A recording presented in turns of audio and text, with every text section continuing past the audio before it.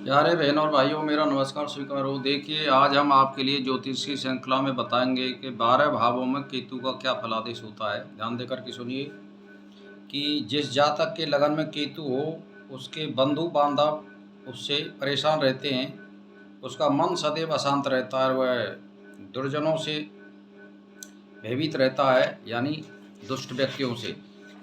और दूसरे भाव में अगर केतु हो तो उसके शरीर में वायु संबंधी व्याधियाँ होती हैं। ऐसा व्यक्ति भीरू, चंचल स्वभाव का और मंदबुद्धि होता है। यदि वह वृश्चिक लगन हो और उसमें केतु पड़ा हो तो जातक धनी और परिश्रमी और यानी सुख उठाने वाला होता है। ये पहले भाव का फलादेश है। दूसरे भाव का ये है, केतु हो दूसरे भाव में तो जातक को मुख रोग, इससे पिता का धन कठिन साथे प्राप्त होता है, उसका आदर भी अल्प होता है। परंतु यदि उस भाव में मेष, मिथुन या कन्या राशि हो तो व्यक्ति अत्यंत सुखी होता है।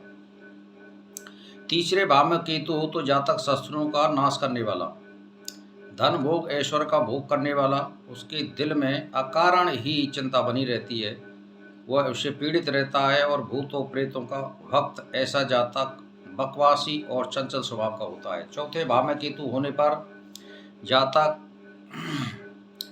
माता और पिता के सुख से वंचित रहता है, उसकी पैतृक संपत्ति नष्ट हो जाती है और वह अपने घर में ही अधिक दिनों तक नहीं टिक पाता है। यदि केतु उच्च हो तो जातक बंधु बांधवों को सहायता पहुंचाने वाला होता है। ऐसा व्यक्ति निरुत्साही और निरुद्यमी होता है। यदि पंचम भाव में केतु हो तो जातक के सगे भाई उसे पीड़ा पहुंचाते हैं और वायु रोग से व्यथित रहता है। उल्टे सीधे कार्य करने पर उससे होने वाली हानि से पीड़ा उठानी पड़ती है और संतानवान ऐसा जातक पराक्रमी होने पर भी दूसरों का दास बना रहता है।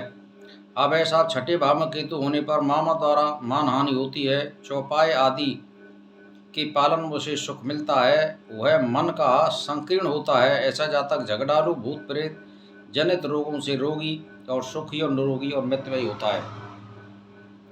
सातवें भाव में केतु होने पर जातक व्यर्थी चिंता सतानी पड़ती है, अल्प समय में ही उसका धन नष्ट हो जाता है, जल आदि से उसे घात रहता है। सातवें स्थान में वृश्चिक राशि और केतु बहुत लाभदायक होता है।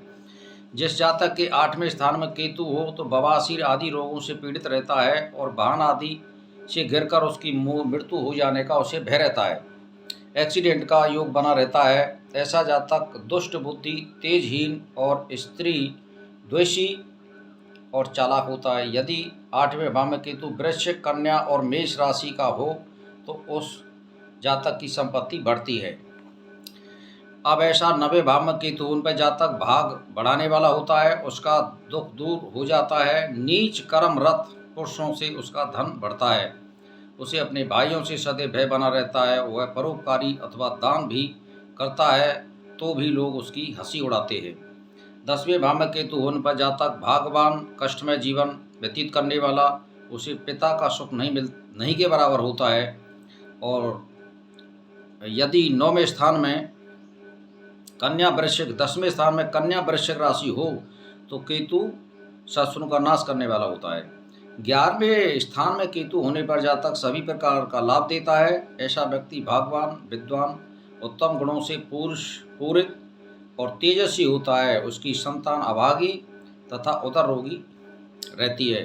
12वें स्थान में केतु होने पर जातक उच्च पद प्राप्त करने वाला तेजस्वी व्यक्ति होता है। श्रेष्ठ कर्मों में उसका धन व्यय होता है। मुकदमे आदि में शस्त्रों के विरुद्ध उसकी जीत होती है।